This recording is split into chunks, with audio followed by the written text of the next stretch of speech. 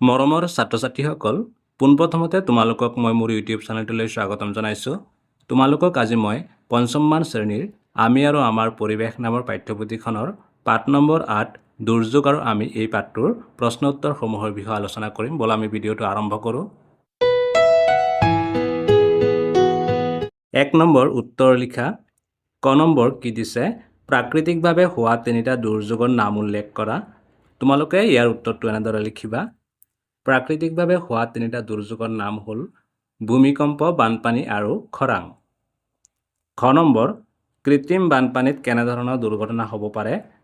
উত্তৰ, কৃত্ৰিম বানপানীৰ সময়ত বিদ্যুৎ পৰিবাহী তাঁৰ ছিঙি পানীত পৰিলে বিদ্যুৎস্পৃষ্ট হৈ মানুহ বা জীৱ-জন্তুৰ মৃত্যু হ'ব পাৰে।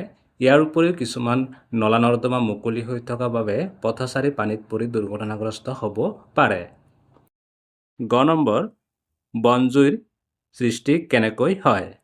উত্তৰ, প্ৰাকৃতিকভাৱে বিজুলী ঢেৰেকণিৰে বজ্ৰপাত পৰি বা আকস্মিকভাৱে শিলে শিলে ঘঁহনি খাই তাৰ পৰা উৎপত্তি হোৱা জুয়ে গছৰ শুকান পাত, ঠাল আদিত লাগি জ্বলি উঠিব পাৰে। ইয়াৰ ফলত বনজুইৰ সৃষ্টি হয়। তাৰপিছত ঘ নম্বৰটো ভূমিস্খলন হোৱাৰ কাৰণবোৰ লিখা। উত্তৰ, ভূমিস্খলন হোৱাৰ কাৰণবোৰ হ'ল: ১ নম্বৰ পাহাৰীয়া অঞ্চলত ধাৰাসাৰ বৰষুণ হ'লে মাটি কোমল হৈ খহি পৰে। ২ নম্বৰ পাহাৰৰ গছ-গছনিবোৰ কাটি ধ্বংস কৰিলে মাটিৰ খহনীয়া বাঢ়ে আৰু ভূমিস্খলন হয়। ৩ নম্বৰ পাহাৰ কাটি ঘৰ-দুৱাৰ, ৰাস্তা-ঘাট আদি নিৰ্মাণ কৰাৰ বাবে পাহাৰৰ মাটি দুৰ্বল হৈ খহি পৰে। তাৰপিছত ২ নম্বৰ ক অংশৰ লগত খ অংশ মিলোৱা। ক অংশত আমাৰ কি কি দিছে? ভূমিস্খলন, খৰাং, বনজুই, ভূমিকম্প, বানপানী। আৰু খ অংশত দিছে জলাশয়বোৰ শুকাই যায়, পৃথিৱীৰ উপৰিভাগ হঠাৎ কঁপি উঠে, জলাশয়বোৰ পানীৰে উপচি পৰে, বিস্তৃতভাৱে মাটি, বালি, শিল আদি খহি পৰে, হাবিত লগা জুই। ভূমিস্খলন মানে বিস্তৃতভাৱে মাটি, বালি, শিল আদি খহি পৰে। তাৰপিছত খৰাং হ'ব জলাশয়বোৰ শুকাই যায়।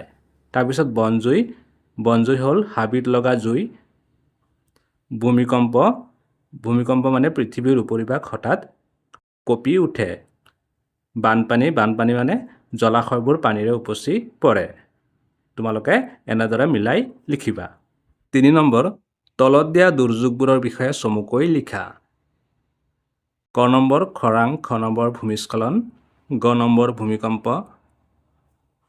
প্ৰথমতে তোমালোকক মই খৰাঙৰ বিষয়ে লিখিছোঁ, তোমালোকে বহীত চাই ভালদৰে লিখি লোৱা। খৰাং মানে পানীৰ অভাৱ।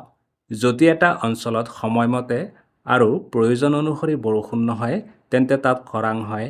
খৰাঙৰ ফলত নৈ, নলা, পুখুৰী শুকাই যায়। খেতি পথাৰত পানী নোপোৱাত শস্য নষ্ট হয়। খোৱা পানীৰ অভাৱ হয় আৰু মানুহ, জীৱ-জন্তুৰ কষ্ট বৃদ্ধি পায়। ভূমিস্খলন পাহাৰীয়া অঞ্চলত বেছি বৰষুণ হ'লে বা ভূমিকম্প হ'লে পাহাৰৰ পৰা মাটি, বালি, শিল আদি খহি তললৈ পৰে। ইয়াকে ভূমিস্খলন বোলে। ইয়াৰ ফলত ৰাস্তা বন্ধ হয়, ঘৰ-বাৰী নষ্ট হয় আৰু বহুত সময়ত মানুহৰো ক্ষতি হয়।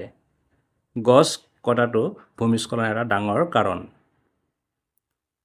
ভূমিকম্প পৃথিৱীৰ উপৰিভাগ হঠাৎ কঁপি উঠিলে আমি ভূমিকম্প অহা বুলি কওঁ। ভূমিকম্প কোনো আগজাননী নিদিয়াকৈ আহে। ভূমিকম্পৰ ফলত ঘৰ-বাৰী ভাঙি পৰে, ৰাস্তা, দলং নষ্ট হয় আৰু বহু লোকৰ মৃত্যু হয়। 1950 চনত অসমত এটা ডাঙৰ ভূমিকম্প হৈছিল। ৪ নম্বৰ পাৰ্থক্য লিখা। ক নম্বৰ কি দিছে? খৰাং আৰু বানপানী। খ নম্বৰ দিছে প্ৰাকৃতিক দুৰ্যোগ আৰু মানৱসৃষ্ট দুৰ্যোগ। ক নম্বৰ খৰাং আৰু বানপানী। উত্তৰ, খৰাং আৰু বানপানীৰ মাজত থকা কেইটামান পাৰ্থক্য হ'ল: ১ নম্বৰ দীঘলীয়া সময় বৰষুণ নাথাকিলে খৰাং সৃষ্টি হয়, আনহাতে অত্যাধিক বৰষুণৰ ফলত বানপানীৰ সৃষ্টি হয়। ২ নম্বৰ খৰাং বতৰত খাল-বিলত পানী নাথাকে, আনহাতে বানপানীৰ সময়ত খাল-বিল পানীৰে উপচি পৰে।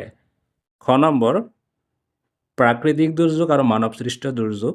উত্তৰ, প্ৰাকৃতিক দুৰ্যোগ আৰু মানৱসৃষ্ট দুৰ্যোগৰ পাৰ্থক্যসমূহ হ'ল: ১ নম্বৰ প্ৰাকৃতিক দুৰ্যোগ প্ৰাকৃতিক কাৰণত হয়, আনহাতে মানৱসৃষ্ট দুৰ্যোগ মানুহৰ অসাৱধানতাৰ ফলত হয়। 2 নম্বৰ, প্ৰাকৃতিক দুৰ্যোগ সম্পূৰ্ণৰূপে ৰোধ কৰিব নোৱাৰি, কেৱল প্ৰভাৱ কমাব পাৰি, আনহাতে মানৱসৃষ্ট দুৰ্যোগ সচেতন হ'লে আৰু নিয়ম মানিলে বহুখিনি ৰোধ কৰিব পাৰি। 3 নম্বৰ, প্ৰাকৃতিক দুৰ্যোগসমূহ হ'ল ভূমিকম্প, খৰাং, ধুমুহা, বজ্ৰপাত আদি, আনহাতে মানৱসৃষ্ট দুৰ্যোগসমূহ হ'ল বন কটা, প্ৰদূষণ, কৃত্ৰিম বানপানী আদি। 5 নম্বৰ, খালী ঠাই পূৰ কৰা। ক নম্বৰ কি দিছে? 1950 চনত অসমত ডাঙৰ ডেছ হৈছিল। 1950 চনত অসমত কি হৈছিল? ডাঙৰ ভূমিকম্প হৈছিল। খ নম্বৰ, বনানীকৰণৰ যোগেদি ডেছ ৰোধ কৰিব পাৰি। বনানীকৰণৰ যোগেদি ভূমিস্খলন ৰোধ কৰিব পাৰি। গ নম্বৰ, বজ্ৰপাত পৰি প্ৰাকৃতিকভাৱে হাবিত ডেছ লাগে। কি লাগে? হাবিত বনজুই লাগে। ঘ নম্বৰ, বাগজান তৈলখাদৰ বিস্ফোৰণ এটা ডেছ দুৰ্ঘটনা। তোমালোকে ইয়াত লিখিবা বাগজান তৈলখাদৰ বিস্ফোৰণ এটা মানৱসৃষ্ট দুৰ্ঘটনা। তাৰপিছত 6 নম্বৰ, দুৰ্যোগ বুলিলে কি বুজা? ইয়াৰ উত্তৰটো তোমালোকে লিখিবা যিবোৰ প্ৰাকৃতিক বা মানৱসৃষ্ট ঘটনাই মানুহ, সম্পত্তি আৰু পৰিৱেশৰ ব্যাপক ক্ষতি কৰে তাকে দুৰ্যোগ বোলে। মৰমৰ ছাত্ৰ-ছাত্ৰীসকল, তোমালোকৰ যদি ভিডিঅ'টো চাই ভাল লাগে তেন্তে লাইক কৰিবা, ছাবস্ক্ৰাইব কৰিবা আৰু ভিডিঅ'টো চোৱাৰ বাবে ধন্যবাদ।